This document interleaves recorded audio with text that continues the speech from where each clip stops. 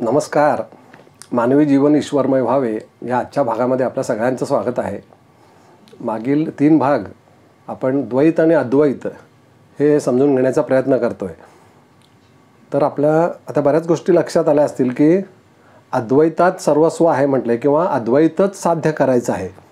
जे काही आहे ते अद्वैतच आहे. द्वैत हे अज्ञान आहे म्हणून द्वैतात दुःख आहे म्हटलं आहे आणि अद्वैतात आनंद आहे.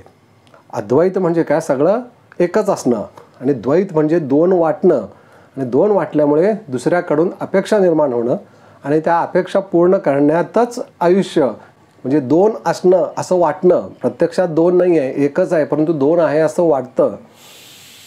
त्यालाच तर मायाजाळ म्हटलं आहे की ज्याच्यात आपण अडकतो.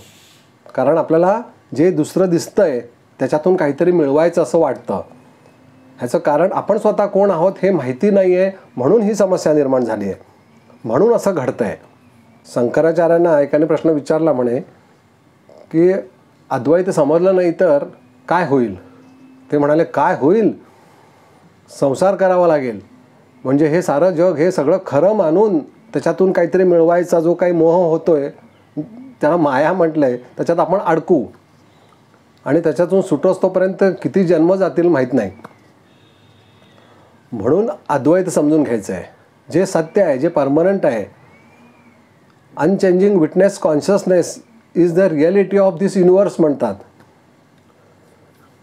म्हणजे विटनेस कॉन्शियसनेस हे एकच सत्य ह्या जगामध्ये आहे आणि ते म्हणजे आपण आहोत. आपण कायम अनुभव घेत असतो म्हणजे अनुभवणारे आपण आहोत. परंतु आपण देहाचा सुद्धा अनुभव घेतोय आणि देह माध्यमातून जगाचा अनुभव घेतोय हे विसरतो. म्हणून मग मृत्यूला सामोरं जावं लागतं. मग आता आज आपण या आजच्या भागात समजून घेणार आहोत की द्वैतातलं सगळ्यात मोठं जी काही भीती आहे ती कुठली? तर ती मृत्यूची भीती म्हटलं आहे. आपल्या सगळ्यांना ती भीती असते, स्वाभाविक. आपण म्हणतो अरे एक दिवशी मी मरून जाणार आहे. आणि मरणाची भीती काय आहे? कारण जे काही मिळवलं आहे, जे काही अवतीभोवती आहे ते सगळं सोडावं लागणार आहे. म्हणजे मनमाध्यमाने ते जे धरलं आहे ते सोडावं लागणार आहे. उपनिषद म्हणतात मन हेच मुळात माया आहे. त्या मनाला समजून घे. त्या मनाचा तू साक्षी आहेस. परंतु ते समजत नसल्यामुळे मी म्हणजेच मन असं गृहीत धरल्यामुळे जे आहे धरलं गेलं आहे मनाच्या माध्यमातून ते सोडावं लागणार आहे ह्याची भीती. म्हणून मृत्यूची भीती. म्हणजे हा देह माझा आहे, हे मन माझे, म्हणजे हे काय जे घर वैभव जे काय मी निर्माण केलं आहे आयुष्यभरात ते सगळं सोडावं लागणार आहे. मग उपनिषद म्हणतात अरे असं नाही आहे, तुम्ही समजून घ्या. फक्त अद्वैत आहे. द्वैत ही माया आहे. द्वैत ह्याला भ्रांती म्हटलं आहे. हे आज नाही सांगितलं, हजारो वर्षापूर्वी सांगितलं आहे. परंतु इथं परंतुच येतं. आपण समजून घ्यायला कमी पडतो. मग आपले सद्गुरू संत जेवढे अवतारी संत पुरुष आपल्या देशात होऊन गेले सगळ्यांनी हेच सांगायचा प्रयत्न केला की तुम्ही सत्य समजून घ्या. सत्य म्हणजे काय? आपलं जे एक निज स्वरूप आहे ते. मग आता आपल्याला मृत्यूची भीती वाटते. मग मृत्यू कुणाचा होतो? आपल्याला ऐकून माहिती असतं नाही देहाचा मृत्यू होतो, माझा होत नाही. पण माझा होत नाही म्हणजे तो मी कोण आहे त्याची ओळख झाली आहे का? मग काही जण म्हणतात नाही तो सूक्ष्मदेह आहे, तो पुन्हा नव्याने जन्माला येतो. ह्या स्थूल देहाचा त्याग करावा लागतो. स्थूल देहाला पंचतत्वात त्याला विलीन करावं लागतं. पण सूक्ष्मदेह जो आहे तो आपले कॉस्च्युम बदलतो प्रत्येक जन्मात. अरे पण जो बदलतो त्याला बदलावं का लागतंय? त्याच्या मागचं कारण काय आहे? कारण त्याला अद्वैत कळालेलं नाही आहे. हेच आपल्याला समजून घ्यायचं आहे. त्याला पुन्हा नव्याने जन्म घ्यावा लागतो किंवा देह प्राप्त करून घ्यावा लागतो. त्यालाच अज्ञान म्हटलंय. तो जीव आहे, तो खरं म्हणजे जीव आहे. परंतु अज्ञानानं तो ह्या जगात काहीतरी मिळवायचा प्रयत्न करतोय. त्याला खरं म्हणजे शिवत्व साध्य करून घ्यायचं आहे. जीवाशिवाची भ्रांती गेली, भिन्न भाव गेला. म्हणजे ती जी काही मूळ अवस्था आहे ती मूळ अवस्था साध्य करायची आहे. आणि उपनिषद म्हणतात ती आत्ता ह्या क्षणी तुम्ही अनुभवत आहात. कारण तुमचा अनुभव म्हणून जो कोणी आहे तोच तो आहे. फक्त जे अज्ञान आहे ना ते दूर व्हायला पाहिजे. अज्ञान कशाने दूर होईल? ज्ञानाने. मग उपनिषद म्हणतात ज्ञान करून घ्या. कशाचं? आपल्या खऱ्या अस्तित्वाचं. उपनिषद म्हणतात हे सगळं काय चालू आहे? तू जरी अनेक जन्माला आलास, अनेक इच्छा अपेक्षा निर्माण केल्यास, काही पूर्ण होतील, काही शिल्लक राहिल्या, त्या शिल्लक राहिल्या घेऊन तू पुन्हा जन्माला आलास कितीही जन्म मिळाले तरीसुद्धा तुला जोपर्यंत अद्वैत समजणार नाही तोपर्यंत पूर्णत्वच नाही आहे. मालिका पंचायत. मग आता पूर्णत्व आपल्याला समजून घ्यायचं आहे. सत्य काय आहे हे समजून घ्यायचं आहे. पुन्हा पुन्हा जन्माला येणं हे सत्य नाही आहे. काही जणांना ते सुद्धा पटत नाही. पुनर्जन्म कुणी बघितलाय नव्हे, तो आहेच आहे. तुम्ही माना न माना तो मिळणारच आहे. कारण त्या विचाराच्या माध्यमातून त्याची निर्मिती होत असते. पुढील जन्म कशावर अवलंबून आहे? एक मनुष्य जन्माला आला, तो ह्या जगाकडे बघून जीवन जगतोय. त्याच्या मनात नकळतपणे अपेक्षा निर्माण होणार जगाकडून की जगाने मला हे द्यावं, जगातून मला हे मिळवायचं आहे. सगळ्या गोष्टी आपण मिळवू शकतो का एका जन्मात? नाही. मग जे काही शिल्लक राहिलं आहे तो विचार पुन्हा जन्माला येतो. मग तो जन्माला येणं म्हणजेच पुनर्जन्म, एवढा साधी संकल्पना आहे. परंतु गोंधळ घालणारे किंवा घोळ घालणारे खूप घोळ घालू शकतात ह्याच्यामध्ये. मग आहे की नाही इथपर्यंत येतं. पण ते इच्छा म्हणजे ह्या जगातून ह्या जगाकडे बघून आपण जे काही निर्माण करतो त्याच्यावरच पुनर्जन्म अवलंबून आहे. पण हे जग खरंच आहे अस्तित्वात का अस्तित्वावर संशय घेण्यासारखं आहे? उपनिषद म्हणतात विचार कर, तू ह्या जगाचा जो अनुभव घेतोयस ह्याच्यात सत्य काय आहे? न बदलणारं हे सत्य असतं, कळतं ना? हो. मग ह्याच्यात बदलणारं काय आणि न बदलणारं काय आहे? ते म्हणतात विचार कर. उपनिषद जी आहे ती हे ह्या विषयावर पॉइंटिंग करण्याकरता आहेत. न बदलणारं काय आहे? साक्षी, जे जन्मालाही येत नाही आणि त्याला मृत्यूही नाही आहे. ते आत्मिक तत्व आहे, ते ब्रह्म आहे, ते तू आहेस म्हणतात. आपल्याला ते कळत नाही. ते म्हणतात तू जन्माला आल्यापासून तुला सगळ्या गोष्टी आठवत आहेत ना? म्हणजे जेव्हापासून तुला आता 4थी 5वीपासून मी शाळेत जात होतो, मला आठवतं आहे. मग जो बदल झाला आहे तो कुणात झाला आहे? देहात बदल झाला आहे, विचारात बदल झाला आहे, अवतीभोवतीच्या परिसरात बदल झाला आहे. कुणात बदल झाला नाही? माझ्यात, म्हणजे अनुभवणाऱ्यात बदल नाही झालेला. मी तसाच आहे. देह बदलला आहे, परिस्थिती बदलली आहे, मन बदललं आहे. ज्ञान म्हणजे भौतिक जगातलं ज्ञान जे लहानपणी कमी होतं ते आता अधिक झालं आहे. जो अनुभवणारा साक्षी म्हणून आतमध्ये आहे तो तसाच आहे आणि तो सगळ्यांचा एकच आहे. हेच तर अद्वैत आहे आणि हेच तर समजून घ्यायचं आहे. आपण सगळे साक्षी स्वरूपात एकच आहोत, देह स्वरूपात भिन्न आहोत. मग आता हे समजत नाही किंवा हे लवकर लक्षात येत नाही. म्हणून मग काय वाटायला येतं? शंकराचार्यांनी सांगितलं की पुन्हा जन्म, हे संसार चक्र चालू राहणार आहे. मग त्या संसार चक्रामध्ये कुठल्या कुठल्या गोष्टीची निर्मिती झाली? मग आता मोक्ष प्राप्त करायचं आहे, पुढली अवस्था प्राप्त करायची, त्याच्याकरता मग हे 4 मार्ग निर्माण झाले. कर्म मार्ग आहे, भक्ती मार्ग आहे, ध्यान मार्ग आहे आणि मग सगळ्यात शेवटी ज्ञान मार्ग. तो कायमस्वरूपी असणार आहे, कारण तीच अवस्था सगळ्यात शेवटी कुठल्याही मार्गाचं अंतिम साध्य तेच आहे की आपल्याला कळणं. त्याला बोध म्हणतात. अरे ब्रह्म एकच सत्य आहे, एकातूनच अनेक असं हे व्यक्त झालेलं आहे. मग मी कशाला उगीच नाही ते सगळे अपेक्षा करत बसलो होतो? कारण ज्याची अपेक्षा करतोय ते सुद्धा मीच आहे ह्याचा बोध व्हायला पाहिजे. आपल्या सद्गुरूंना, संतांना, ऋषीमुनींना त्याचा बोध झाल्यामुळे ते एकदम शांत असतात. त्यांना माहिती आहे सगळं एकच आहे, काय कुणाकडून काय मागणार. पण आपल्याला तसं होत नाही. आपण म्हणतो अरे मला जगाने किती जगात काय गोष्टी, किती गोष्टी बघायच्या आहेत, किती गोष्टी मिळवायच्या आहेत, किती जन्म घेतले तरी कमीच आहेत, कारण परत पुढल्या जन्मात आणि नवीन प्रगती झाली असती. पण मग इथं सत्य काय आहे, तर परमनंट शाश्वत काय आहे ते जर का समजून घ्यायचं असेल किंवा त्याच्याशी एकरूप व्हायचं असेल तर ते समजून घ्यावं लागेल, त्याचा बोध. म्हणून उपनिषद, अद्वैत वेदांत हे जे तत्त्वज्ञान आपल्या भारताचं सगळ्यात मूळ आहे, आपली सनातन संस्कृती जी टिकून आहे तीच वेद उपनिषद ह्याच्यावर आहे. म्हणजे वेदांमध्ये अनेक गोष्टी सांगितल्या आहेत. मग प्रश्न बरेच जणांच्या मनामध्ये येत असतो किंवा मला फोन करून विचारत असं, मग वेदात मग हे सगळं कर्मकांड आहे, अनेक गोष्टी आहेत, मग भक्तिमार्ग सांगितला आहे. खरं म्हणजे जर का अद्वैत आहे तर बाकी कशाची गरजच नव्हती. खरं म्हणजे नव्हती, परंतु आहे, कारण आपण कमी पडतो समजून घेण्यामध्ये.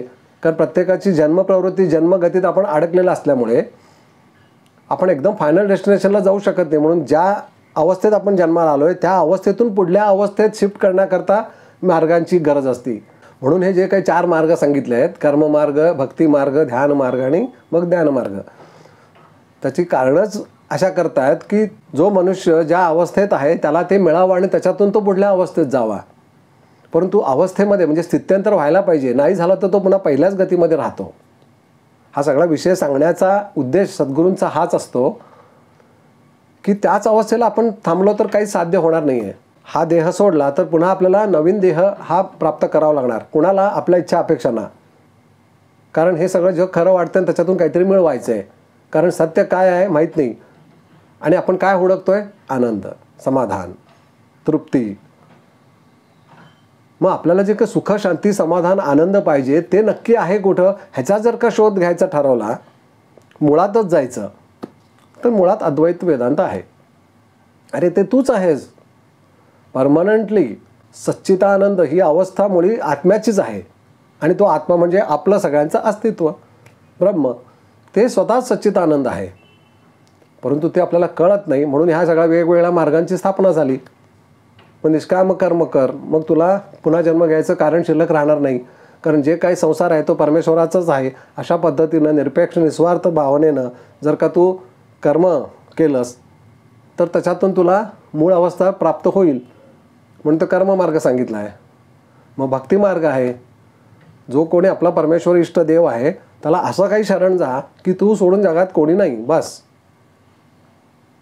मग तू नकळत त्याच्याशी एकरूप होऊन जाशील, त्याच्या नामामध्ये, त्याच्या भक्तीमध्ये, की तो जो शरण भाव आहे ना तो त्याच्याशी त्याला एकरूप करून देतो. मग पुन्हा जन्माला यायचं कारण शिल्लक राहत नाही. किंवा जी काही कर्म आहे ती त्या शक्ती, कारण ही सगळी प्रकृती माया प्रकृती ती शक्तीने युक्त आहे. मग त्याच्या शक्तीनं तीच माया प्रकृती त्याला मुक्तावस्था प्राप्त करून देते. म्हणून भक्तिमार्ग सांगितला आहे. त्याच्यानंतर ध्यानमार्ग आहे. ध्यानमार्गामध्ये आपण निर्विचार अवस्थेमध्ये अशी काही एक विलक्षण अशी अवस्था प्राप्त नकळतपणे होती काही जणांना. ती फार वेळ टिकत नाही, परंतु त्या क्षणात जो काही त्यांना आनंद किंवा जे काही समाधान मिळतं ते फार विलक्षण असतं. कारण ती अवस्थात मुळात ती मूळ चैतन्याची आहे, की तिथं काहीच नाही आहे. जसं उपनिषद म्हणतात रोज गाढ झोपेमध्ये तुम्ही ते अनुभवत असता, पण ते कळत नाही. कारण गाढ झोप मिळाल्याशिवाय आपण फ्रेश होऊच शकत नाही. बरं, फ्रेश होण्याचं तंत्र त्या गाढ झोपेमध्ये आहे. आपण रोज त्याचा अनुभव घेत असतो. गाढ झोपेत आपल्या देहासकट आपण सगळं विसरून गेलो असतो. मग मांडुक्य उपनिषद जे आहे ना ते ह्याच बेसवर आधारित आहे. जागृती, स्वप्न आणि सुषुप्ती. जागृती म्हणजे आत्ता आपण जे जागा आहोत म्हणतो. स्वप्न म्हणजे झोपल्यावर आपल्याला जे स्वप्न पडतं. आणि मग सुषुप्ती म्हणजे गाढ झोप. ह्या तिन्ही अवस्था ज्याच्यावर आधारित आहेत त्याला तुरीय अवस्था म्हटलं आहे. आणि तुरीय अवस्था म्हणजेच ब्रह्म. मग म्हणतात जागृती जी आपण ज्याला म्हणतो, इथं आपण आहोत. स्वप्नात आपण असतो की नाही? स्वप्नातही आपण असतो, पण स्वप्नात आपण कुठेतरी गेलो असतो. प्रत्यक्ष तिथं पलंगावर आपण झोपलो असतो. मग तिथं कोण आहे? हा प्रश्न आपल्याला कधी पडत नाही. आपण फक्त म्हणतो की अरे मग मी असं असं स्वप्न बघितलं, स्वप्नात मी असं कुठेतरी गावाला गेलो होतो किंवा काहीतरी बघितलं. ज्यांना खूप स्वप्न व्यवस्थित आठवतात ते अगदी व्यवस्थित वर्णन करतात. मला स्वतःलाच स्वप्न अगदी व्यवस्थित आठवतात. प्रत्येकाची एकेकाची ती ठेवण असती. म्हणजे स्वप्नात जे काय घडतं आहे ते आपल्याला सगळ्या आपल्या मेमरीमध्ये असतं आणि आपण सांगू शकतो. मग स्वप्नामध्ये जो मी होतो तो कोण? स्वप्न बघत असताना मी इथं पलंगावर झोपलेलो होतो. मग तिथं कोण होता? मांडुक्य उपनिषद म्हणतात तिथं जो होता ना आणि जो आत्ता इथं आहे तो दोन्ही एकच आहे. तोच तर साक्षी आहे. आणि मग गाढ निद्रा, तिथं काहीच नव्हतं बघण्यासारखं. कारण जनरेट कोण करतं आहे? आपल्याला हे जग आपण कुठं अनुभवतो आहे? माइंडमध्ये. स्वप्न कुठं अनुभवत असतो? माइंडमध्ये. म्हणजे आपण मेंदूमध्येच, आपल्या मनामध्येच ह्या सगळ्या गोष्टी तयार होत असतात. आपण त्याचा अनुभव घेत असतो. मग ज्यावेळेला आपलं माइंड हे स्लीप मोडला जातं, शटडाऊन होतं, त्यावेळेला तिथं काहीच नसतं. परंतु काही नसतं, पण तिथंसुद्धा तो अनुभवणारा साक्षी आहे. तो म्हणतो मी त्यावेळेला काही बघितलं नाही कारण मला काही दिसलं नाही. दिसणं म्हणजे काय? जागृती. कुठली तरी एक स्वप्नातली किंवा आत्ताची जागृती. म्हणजे स्वप्नातसुद्धा आपण काहीतरी बघत असतो. बघणारा तिथं मीच असतो. इथंही मीच आहे. गाढ झोपेमध्ये तिथंही मीच होतो, फक्त तिथं मला काही दिसत नव्हतं. म्हणून म्हणतो आपण गाढ निद्रेमध्ये काहीच मी बघत नव्हतो, मला काही कळलंच नाही. म्हणजे काहीतरी असा एक विषय आहे जो आपल्याला समजून घेणं खूप गरजेचं आहे. सांगण्याचा उद्देशच तो आहे. आणि आत्ता सांगितलं आहे का? ही उपनिषद आत्ताची आहेत का? नाही. आत्ता आपली वेळ आली आहे की आपण हे समजून घ्यायचं आहे. कारण हे निरंतर चालू आहे. जन्ममृत्यू जन्ममृत्यू संपणार नाही आहे. कधीपर्यंत? जोपर्यंत अद्वैत समजत नाही तोपर्यंत, असं सांगितलं आहे. मग समजा ह्याच जन्मात आपल्याला अद्वैत समजून जन्ममृत्यूच्या पलीकडे जायचा चान्स मिळत असेल तर सद्गुरू तेच म्हणतात, चान्स कशाला सोडताय? मृत्यू अटळ आहे. तुम्ही समजून घेतलं काय नाही काय काही फरक पडणार नाही आहे. त्या प्रकृतीला काहीही फरक पडत नाही. तू ये पुन्हा जन्माला, सगळं आहे परत, पुन्हा ऑक्सिजन मिळणार आहे, पाणी मिळणार आहे. परंतु जीवन जसं तुझ्या वाट्याला येईल ते तू ठरवणार आहेस. द्वैतातले हे सगळे कारभार भयंकर आहेत की जसं आपण कर्म करू तसा आपल्याला जन्म मिळणार आहे, तसे अनुभव मिळणार आहे, तसा ऋणानुबंध जसा आपण इतरांना अनुभव दिला ती लोक आपल्या जीवनात येणार आहेत. मग आपण म्हणतो हा बघा किती वाईट मनुष्य माझ्या जीवनात आला आणि मला किती छळतोय, मला किती त्रास देतोय, किंवा अमुक एक मनुष्य माझ्या जीवनात आला, मला फसवून गेला, मला लाखो रुपयाचा गंडा घातला, किती मी भोग भोगायचे. त्यावेळेला ह्या सगळ्या देवदेवता सद्गुरू म्हणतात ते तूच निर्माण केलंस आणि तूच अनुभवतोयस, आम्ही काय करणार? आपल्याला हे कळत नाही, कारण आपण या मायेमध्ये अडकलोय, आपण ह्या द्वैतात अडकलोय. द्वैतात नियम आहे, कर्माचा सिद्धांत, तू जसं करशील तसं भोगशील. मग आता हव्यास मोह जो आहे ना तो का होतोय हे जर का समजून घेऊन आपण बाहेर पडायचं ठरवलं तर त्या चक्रातून आपण नक्की त्या साखळीतून बाहेर पडू शकतो. आणि मग आपल्याला अद्वैत जर का समजलं, हे सगळं एकच आहे, तो सिनेमा म्हणून बघ. जसं सिनेमात आपण तो बघतो, तो सिनेमा बघत असताना ठीक आहे, त्याच्याशी आपण काही क्षणभर एकरूप होतो, परंतु बॅकग्राऊंडला आपल्याला माहिती असतं की आपण सिनेमा टॉकीजमध्ये बसून आपण सिनेमा बघतोय, ह्याच्यातलं काहीही खरं नाही आहे, आपल्याला सिनेमा संपला की घरी जायचं आहे.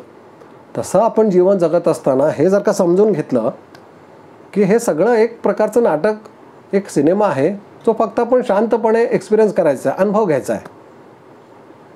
तो माझ्याशी रिलेटेड नाही आहे. माझ्याशी म्हणजे मी जो साक्षी अनुभव म्हणून आहे आत्मा, त्याच्याशी काहीही देणं घेणं नाही आहे, देहाशी रिलेटेड आहे. ही जी काही खेळी आहे ना, हे द्वैतातली माया प्रकृती म्हणतात. हे मायारूपी ह्या जगात आपण नकळतपणे अडकतो. मन, विचार, बुद्धी, षडविकार आपल्याला हे सगळे असे अडकवतात. कोणी ना कोणीतरी आपल्याला ट्रॅप करतं. परंतु सद्गुरूंचा रोल इथं भयंकर महत्त्वाचा असतो. ते आपल्या ह्या सगळ्यातून सोडवण्याकरता आलेले असतात. त्यांना हे सगळं माहिती असतं आपण कसे अडकलेलो आहोत. आपण अडकले असतानाच आपण काहीतरी सुख विचारतो की बघा मला केवढं दुःख आहे, मला दुःखातून सोडवा. परंतु सुखही माहिती नसतं आणि दुःखही माहिती नसतं, कारण स्वतःचीच ओळख नाही आहे.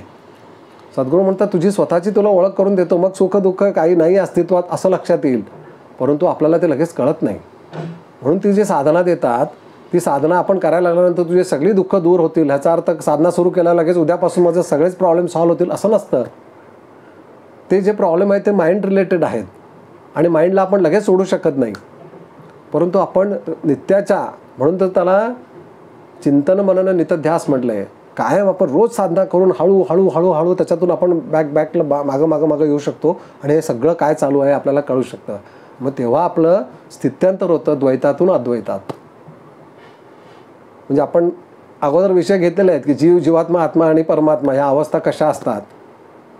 तो जो जीवात्मा आहे हा अवस्थेला आपण मनुष्य योनीत आलो आहे. ही जी मधली स्टेज ही खूप महत्त्वाची आहे. जीव अवस्थेत काही देणं घेणं नाही, त्या जीवांना काही कळतही नाही. 84 लक्ष योनी आहे त्या फिरत फिरत आपण मनुष्य योनीत येतो, कारण पुढली अवस्था प्राप्त करायची आहे म्हणून. परंतु मनुष्य योनीत आल्यानंतर आपण इथं ट्रॅप होतो, इथं अडकतो, कारण आपण स्वतःची ओळख करून घेण्याकरता जन्माला आलो आहे हेच विसरतो. सगळ्यात मोठा धोका हाच होतो की आपण स्वतःची ओळख करून घेण्याकरता, म्हणजे मी कोण आहे नक्की, मी देह आहे का, देहातला कुठला अवयव मी आहे, मग मी कोणाला म्हणतोय, मग सगळं मला शाश्वत पाहिजे का वाटतंय, मग शाश्वत काय आहे नक्की, हा विचारच होत नाही. तिथंच आपण ट्रॅपिंग आपलं अडकतो आणि मग पुन्हा जन्माला येण्याकरता वृत्ती निर्माण होतात, तसे विचार, मग तसं मन, मग ते सगळं घेऊन पुन्हा जन्माला यायचं आणि मग जे काय केलं आहे ते पुन्हा भोगायचं. सर्वश्रेष्ठ मनुष्य जन्म म्हटलेलं आहे, त्याच्या मागचं कारण मनुष्य जन्मातच आपण कोण आहोत आपल्याला समजू शकतं. आणि ते समजून देण्याकरता कोण मदत करतं आपल्याला, सद्गुरू, वेदांत, उपनिषद, भगवद्गीता, आपल्याला हे सगळेजण आहेत मदत करायला. आपण स्वतः कोण आहोत हे समजून द्यायला. पण आपण ह्या प्रपंचात एवढे अडकलेलो असतो, मला बिलकुल वेळ नाही. भगवद्गीता हो आणली आहे, कपाटात आणून ठेवली आहे, हो उपनिषदाचं हो माझ्याकडे आहेत, कधीतरी ऐकत असतो, वेळ मिळत नाही. हो कधीतरी सेमिनार असतं, वर्षातनं एकदा किंवा दोनदा त्या सेमिनारला मी जातो, छान वाटतो तेव्हा ऐकायला. आपण 24 तास त्या विषयात खरं म्हणजे राहायला पाहिजे. प्रपंच करायचा आहे, प्रपंच सोडायचा नाही आहे, तर एक प्रपंच कर्तव्य म्हणून करायचं आहे, त्याच्यात अडकायचं नाही आहे. परंतु मनुष्य जन्म कशा करता आहे हे समजलं पाहिजे. मनुष्य जन्म हे स्वतःची ओळख करून घेण्याकरता आहे. आणि मग एकदा ओळख करून घ्यायच्या प्रक्रियेमध्ये आलो की प्रपंच सहजच मिळून जातो, सहज होतो तो. कारण त्याच्यात काही सिरियसली घेण्यासारखं नाही आहे हे लक्षात येतं. नाहीतर आपण त्याच्यात भयंकर गुंततो. मग एखादी गोष्ट मला मिळाली नाही की मी अस्वस्थ होतो, प्रचंड विचार त्या विषयामध्ये कारण नसताना तिथं एकवटले जातात. आणि मग अस्वस्थपणा, भीती, मृत्यूची भीती तरी असतीच आहे. मग ती वस्तू किंवा तो विषय तो मला सांभाळला पाहिजे, तो गेला तर काय होईल, त्या कल्पनेनं आपण भयग्रस्त होतो. जन्म त्याच्याकरता नाहीच आहे ना. सद्गुरू किती समजावून सांगायचा प्रयत्न करतात हा विषय. तर कशाकरता जन्म आहे हे समजून घ्या, म्हणजे मग जीवन सुखवाह होईल. आपल्याला आता काय झालं आहे, कशाकरता जन्म आहे माहिती नसल्यामुळे भौतिक जगात काहीतरी आनंद मिळवायचं मात्र नक्की आहे प्रत्येकाचं. आम्हाला सुखी व्हायचं आहे, प्रत्येकजण तेच म्हणतो. पण सुख म्हणजे काय हे समजून घ्यायला वेळ नाही आहे. सुख म्हणजे आपली आंतरिक अवस्था आहे, जी कायमस्वरूपी आतमध्ये निरंतर सुख, शांती, समाधान म्हणून आत्म्याची आहे, ती प्राप्त करायची आहे. म्हणून मनुष्य जन्म आहे. म्हणजे द्वैतातून बाहेर येऊन हे सारं काही विश्वब्रह्म जे आहे ते एकच आहे हे समजून घेणं हे किती महत्त्वाचं आहे हे आपल्या तर लक्षात आलं असेल. सगळं एकच आहे, दोन वाटल्यामुळे सगळे गोंधळ आहेत. द्वैताची गरज का आहे आपण पहिल्या भागात समजून घेतलं. दुसरं निर्माण झालं नसतं तर पहिलं काय आहे हे समजलं नसतं. मी कसा दिसतो हे बघण्याकरता मला आरशाची जशी गरज आहे, तसं ब्रह्म ही अवस्था ही कशी आहे, ती काय करू शकते, तर ती सारी प्रकृती व्यक्त करू शकते. व्यक्त अवस्था ही ब्रह्माचीच आहे. म्हणजे वन अपिअर ॲज मेनी, एकातूनच अनेक असं म्हणून हे विश्वब्रह्म निर्माण झालेलं आहे. तर सगळं एकच आहे. जे निर्माण झाले त्याच्यातून कशातून निर्माण झालं आहे हे बघायचं आहे, हे समजून घ्यायचं आहे. त्याच्याकरता मनुष्य जन्म आहे. तिथं जीवनाची आणि जन्माची सार्थकता आहे म्हटलं आहे. आपण सगळे ब्रह्मस्वरूप आहोत हे समजणं, हे समजलं की झालं, त्यालाच मोक्ष म्हटलं आहे. आपली स्वतःची ओळख होण्यातच मोक्ष आहे. मी कोण आहे, ब्रह्म आहे. प्रत्येकजण आपण ब्रह्मच आहोत. जो जीव आहे त्याला कळत नाही, म्हणून तो ते समजून घेण्याकरता जीवात्मा या अवस्थेत मनुष्य जन्म देतो. मग मनुष्य जन्म ज्यावेळेला त्याला ते कळतं त्यावेळेला तो आत्मा ही अवस्था प्राप्त करतो. मग जीव, जीवात्मा, आत्मा, मग परमात्मा, विश्वविधाता सगळ्या गोष्टी कळतात. सगळ्यात एकच आहे म्हणून कळतं. हे समजून घ्यायचं आपल्याला. धन्यवाद.